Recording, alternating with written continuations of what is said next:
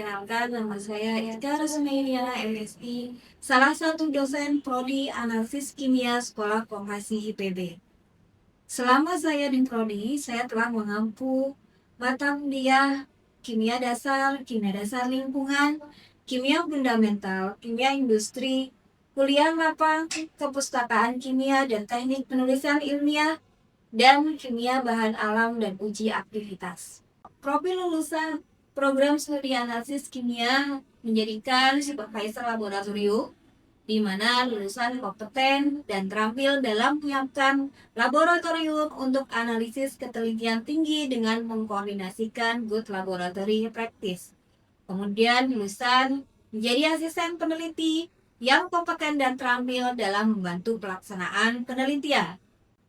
Lulusan juga bisa menjadi anggota atau staf dari R&D di bidang penelitian dan pengembangan. Kemudian diharapkan juga lulusan dari Prodi Analisis Kimia memiliki jiwa entrepreneur di bidang analisis kimia. Saya akan menjelaskan salah satu mata kuliah yang saya ampu, yaitu mata kuliah Kimia Bahan Alam dan Uji Aktivitas, di mana mata kuliah ini adalah menjelaskan mengenai definisi, sumber, dan karakteristik mengenai golongan bahan alam, menjelaskan metode analisis metabolit sekunder dari fenol, flavonoid, terpenoid, steroid, karotenoid, alkaloid, dan glikosida cyanogenat, dan mengukur kadarnya baik secara kualitatif maupun kuantitatif. Selain itu, mata kuliah ini menjelaskan bagaimana cara pengambilan sampel, metode ekstraksi untuk komponen aktif, menguji dan menganalisis aktivitas komponen yang terkandung dalam bahan alam, serta menghitung berapa jumlah zat dan organisme yang dibutuhkan untuk analisis komponen aktif. Capaian pembelajaran lulusan yang dibebankan dari prodi kepada mata kuliah ini ada 5 CPL. Yang pertama adalah mampu melakukan penyiapan metode pengujian. Yang kedua, mendapatkan contoh yang representatif yang sesuai dengan rencana pengambilan contoh. 3. Mampu mengidentifikasi komponen senyawa kimia secara kualitatif dan kuantitatif berdasarkan pada sifat fisik dan kimia. 4. Lakukan pengujian dan prosedur kimia. 5. Menunjukkan sikap bertanggung jawab atas pekerjaan di bidang keahliannya secara mandiri.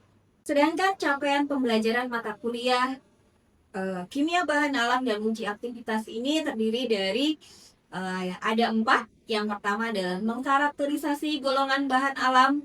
Yang kedua, menganalisis komponen aktif metabolit sekunder sehingga bisa dipisahkan dan terukur. Kemudian membandingkan metode ekstraksi komponen aktif metabolit sekunder. Dan yang terakhir adalah mengkombinasikan aktivitas metabolit sekunder yang berpotensi sebagai obat herbal. Mata kuliah ini terdiri dari 4 SKS, 2 SKS untuk kuliah dan 2 SKS untuk praktikum, di mana dalam sekali tatap muka kuliah ada 100 menit dan ketika praktikum setiap satu SKS 170 menit.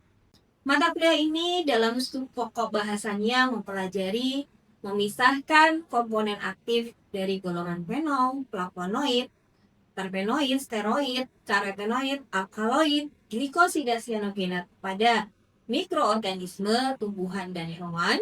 Kemudian bagaimana cara metode ekstraksinya, kemudian bagaimana uji aktivitas yang ada. Metode pembelajaran yang ada pada mata kuliah ini selain tatap muka, kita juga mengadakan asinkronus melalui LMS ataupun akun YouTube ataupun tugas secara mandiri mengerjakan project based learning, kemudian di praktikum dan mengerjakan project yang bisa menghasilkan dengan outputnya adalah produk ataupun manuskrip jurnal. Kriteria penilaian dalam mata kuliah ini sebagai evaluasi kepada mahasiswa dari apa yang sudah diterima oleh mahasiswa, dari pengetahuan atau kognitif itu diambil ketika masa ujian tengah semester, kemudian ujian akhir semester, dan pengetahuan dari kuis yang diadakan setiap kali pertemuan. Selain itu, bobot penilaian juga diambil dari aktivitas partisipatif, di mana mahasiswa dilihat keaktifannya dalam praktikum, presentasi, dan selama kerja. Kemudian, bagaimana juga diambil dari nilai hasil proyek yang ada. Demikian pemaparan mengenai mata kuliah kimia bahan alam dan uji aktivitas. Atas perhatiannya saya ucapkan terima kasih. Kemudian selanjutnya akan ada contoh pembelajaran yang ada di dalam kelas. Wassalamualaikum warahmatullahi wabarakatuh. Oke, kalian semester 5, ya kan? Ya. Baik, ini yang kimia bahan alam dan uji aktivitas sebelumnya ini adalah kuliah perdana. Perkenalkan dulu, nama saya Eka Rosmeliana yang nanti dalam satu semester ke depan akan membersamai teman-teman di mata kuliah kimia bahan alam dan uji aktivitas dengan 4 SKS, 2 SKS kuliah, 2 SKS praktikum. Ada yang bisa ketika tahu bahwa kimia bahan alam dan uji aktivitas yang terbesit di dalam pikiran kita, di dalam pikiran masing-masing apa? Pohon. Pohon. Ada yang banyak kenapa pohon? Ada yang namanya kimia dari suatu kayak apa sih sampel mungkin atau kayak bahan-bahan alam misalnya laut bahan alam selesai. Oke, ini udah tahu saya dari tadi. Ini sebelumnya ya kimia industri ya. Kimia industri ada festival samping. Kalau kita berpikir bahan alam, maka biasanya adalah bahan yang memang berasal dari alam, ya. Kemudian kita gabungkan dengan uji aktivitas, sehingga di mata kuliah ini kita akan terbentuk dalam dua dua sub pokok bahasan, subtopik, gitu ya, subtopik antara UTS dengan UAS. Yang UTS adalah bagaimana kita mengenal bahan alam, golongan bahan alam, ya. Kemudian di UTS kita nanti akan mempelajari mengenai aktivitas suatu bahan tersebut, ya. Jadi aktivitas mungkin teman-teman berpikir kosmetik bisa buat awet muda, anti aging, anti temuan, gitu ya. Itu maksudnya adalah di uji aktivitas. Tetapi sebelum kita masuk ke uji aktivitas, kita harus tahu dulu golongan bahan golongan senyawanya itu apa saja, gitu ya. Kemudian sama, kita bisa dari bahan alam itu tidak hanya mungkin dari daun, bunga, gitu ya, batang, atau misalnya kalau ini adalah kayu. Kayu secara umum di industri kayu dimanfaatkan untuk industri, gitu ya. Tapi kadang-kadang ada limbahnya, limbah kulitnya kan dipakai, rantingnya, daunnya. Nah, apakah memang bisa kita ekspor untuk menjadi agent, gitu ya, menjadi agent aktif apa antioksida di bakteri, kan gitu ya, bagaimana toksisitasnya. Nah ini nanti kita pelajari. Jadi secara umum bahwa mata kuliah ini kalau kita memang pertama, saya ingin jelaskan dulu bahwa bagaimana definisi sumber dan karakteristik mengenai golongan bahan alam, baik itu dari fenol, flavonoid, gitu ya, terpenoid, tannin, kemudian saponin, gitu ya. Terpenoid sendiri nanti kita belajar bahwa terpenoid itu cukup banyak turunan,nya dari terpen, diterpen, triterpen, gitu ya, tetraterpen dan segala macamnya. Baru kemudian kita mengukur kadarnya secara kualitatif maupun kualitatif. Jadi kalau kita memprediksi kok ini kayaknya bisa ya untuk obat, gitu ya, maka kita harus prediksi dulu secara kualitatif. Baru kemudian secara semi kuantitatif boleh, gitu ya. Misalkan secara total kadar flavonoidnya berapa, itu semi kuantitatif. Jadi itu bukan kuantitatif. Oke, itu berarti sudah kuantitatif. Nah, akan ketemu kromatografnya berapa, kemudian spektrum masnya berapa, gitu ya. Dan kita case itu nggak keluar komponen aktifnya itu, ya. Nah, di sini kemudian nanti kita juga akan Untuk mencari itu kita menggunakan ekstraksi, metode ekstraksi ya, kemudian menganalisis komponennya dan uji aktivitasnya bisa buat untuk apa saja.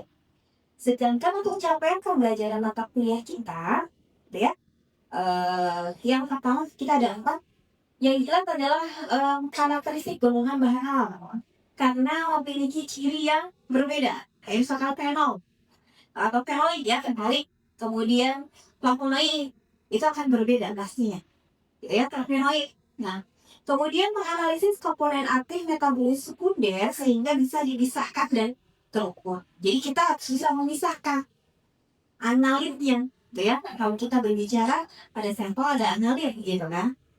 Kemudian membandingkan metode ekstraksi komponen aktif metabolis sekunder. Ada beberapa metode ekstraksi yang bisa kita pakai. Kemudian apakah nanti memang akan berpengaruh terhadap komponen aktif dan metabolis sekunder itu sendiri. Kemudian mengkombinasikan aktivitas metabolis sekunder yang berpotensi sebagai tanaman obat atau obat herbal. Ini adalah pustaka yang kita pakai.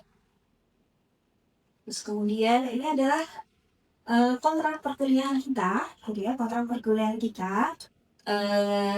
Mungkin materi pertama dan ini berhubungan antara kuliah dengan praktikum. Evaluasi teman-teman setelah mendapatkan materi PS apa atau ujian tengah semester. Kemudian yang terakhir adalah evaluasi di 2016 adalah UAS, gitu ya, ujian akhir semester. Kemudian ini adalah kontrak penilaian kita dari segi kognitif ya, pengetahuan. Kemudian ini bobotnya kalau di total kognitifnya hanya 40%, terdiri dari UTS, UAS, dan kuis. Kemudian aktivitas partisipatif ini adalah di praktikum ya, dari keaktifan, kemudian presentasi, dan kita ada project dalam praktikumnya. Jadi PJBL ya. Betul bahwa karena ini mata kuliahnya adalah mata kuliah sudah mata kuliah terapan internet gitu ya, internet course, maka apa yang sudah teman-teman pelajari di semester 1 sampai 4 kan sudah ada dasarnya semua ya.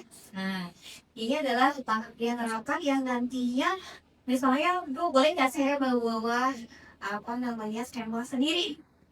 Ini tahu soalnya di tempat saya kalau sakit batuk gitu ya, ternyata disuruh minum daun ini loh.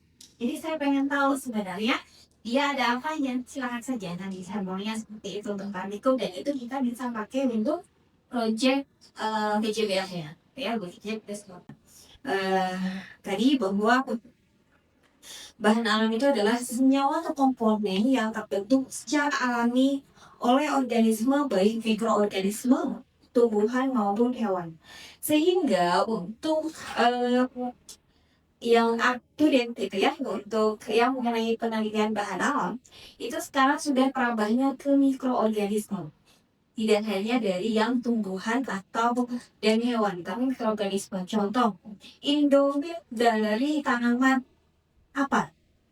Kalau namanya Indomie maka dia mikroorganisme di mana dia punya tanaman inang yang sebenarnya sudah memiliki apa namanya aktivitas tinggi, misalnya untuk antioksidan atau anti rayap gitu ya. Tapi kemudian ada tanaman mikroorganisme yang memang nanti dia hanya menempel saja di situ.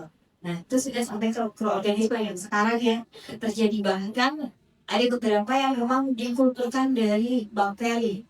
Kemudian nanti dia bisa daya untuk antibakteri yang lain gitu ya.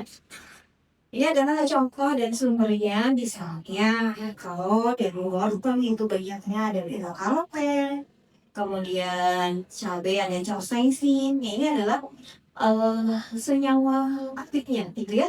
Kemudian dari mananya biasanya juga namanya berdasarkan dari nama latin dari si tanah. Kemudian kenapa sih gitu ya kita sering apa namanya menyebutkannya adalah metabolisme gitu ya. Di dalam tanaman itu adalah proses metabolisme, atau dalam tubuh kita juga ada proses metabolisme. Nah, kemudian hasil dari proses metabolisme itu adalah metabolit. Metabolit itu terdiri dari dua, ada metabolit primer, ada metabolit sekunder. Kalau metabolit primer itu semua mikroorganisme, semua tumbuhan itu semua tumbuhan ya terutama ya, itu punya yang sama ya, dari polisakarida gitu ya, kemudian lemak, protein pasti itu ada. Yang membedakan, nah dari metabolit primer ketika dia ada apa namanya metabolisme lanjut gitu ya, akan menghasilkan produk lagi, itu namanya metabolisme. Jadi itulah yang membedakan antara tanaman satu dengan tanaman yang lain, atau kemudian kadang-kadang memberikan ciri khas tersendiri buat tanaman tersebut. Jadi kemudian pengubah keturunan, perbedaannya cukup kecil gitu ya. Ini contohnya, sedangkan untuk metabolisme sekunder itu esensial, hanya sedikit.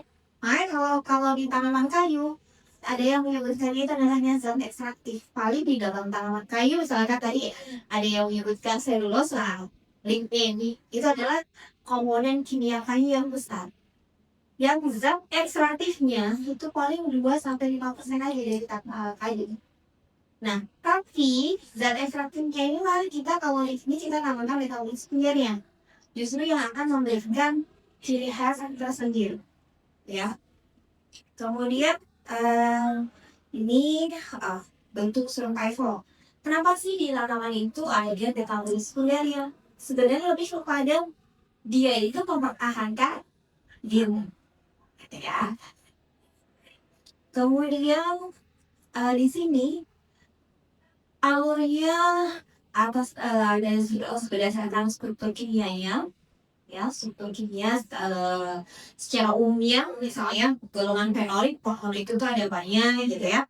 Kemudian alkaloid nanti struktur utamanya misalkan ada nitrogennya ya, kemudian keprenoid steroid, kemudian ada juga keragaman struktur metabolisme dari ini juga berdasarkan dari jalur biosintesisnya, apakah dari aspartat, asam skimat, metalonat, ataupun asam.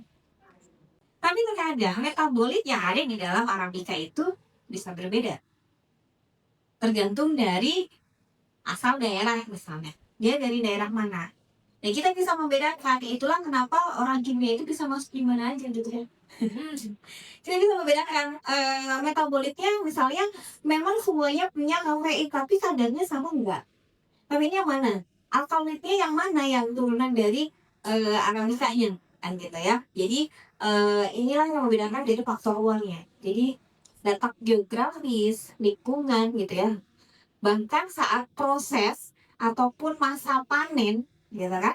Kalau kita nantinya berbicara mengenai metabolomi gitu ya. Ya akhirnya misalnya, Bu terus buat apa kalau misalkan panen 1 bulan, kita lihat 2 bulan, kita lihat 3 bulan gitu, dan kita juga harus berhubungan dengan produktivitasnya. Kalau misalkan komponen aktifnya sama sampai dari panen 2 bulan sampai 5 bulan, komponen aktifnya sama. Kemudian misalnya secara kuantitatifnya nggak jauh berbeda, tapi produktivitasnya yang paling banyak menghasilkan panennya yang di usia berapa gitu, di umur panen berapa. Dan berarti kalau secara untuk di pertanian, maka inilah yang akan kita ambil gitu ya, panen segini, nggak usah lama-lama ini jadi 5 bulan. Kalau misalkan 4 bulan justru produk hasil panennya lebih banyak gitu ya. Itu fungsinya kita belajar ya. Oke, ini saya nggak akan menjelaskan secara detail. Salah satu tahapan bagaimana kita mendapatkan bahan alam ketika sebelum melakukan sampai ke uji aktivitas. Yang pertama, kalau kita punya apakah itu ranting, akar, daun gitu ya, kemudian kita bentuk dalam bentuk simplis ya. Simplisnya itu apa? Tahu nggak simplisnya? Bahan kering ya. Kalau ini dry sample gitu ya, harus dalam bentuk kering. Dan pengalian ini ya jangan pakai dengan penggilingan sumut ini, paling banter 40 derajat Celcius kalau memang ingin lebih cepat. kemudian kita ekstraksi, terserah mau pakai metodenya apa, baru kemudian dapetin ekstraknya, biasanya masih kasar. Kalau kita mau murnikan lagi, berarti kita harus lihat tahapan uji lanjut vaksinasi. Nah, vaksinasi nanti kemudian kita uji aktivitas apa? Mau antioksidan, itu ya, toksisitas DAST, antiinflamasi, ya, antibakteri, apapun itu. Nanti akan ketemu senyawa aktifnya apa. Nah, sekarang sebelum sampai ke pemisahan, terkadang kita makainya yang ini deh, biar nggak ngabisin bahan gitu ya. Nggak dilibat terus udah kita isolasi ternyata hilang bahannya. Pernah yang isolasi gitu ya, kita mau isolasi X, ternyata setelah kita isolasi nggak ada X-nya, dapetnya Y. Nah kan, hilang stres pak ya. Nah sekarang kadang-kadang ada yang sebelum sampai ke isolasi, biasanya kita pastikan dulu senyawa aktifnya apa dari apa namanya, metode metabolomis dan jenis risiko. Kita perhatikan betul bahwa dia misalkan senyawanya X, baru kemudian nanti kita lakukan betul isolasi gitu. Sampai sini ada pertanyaan? Izin sebenarnya.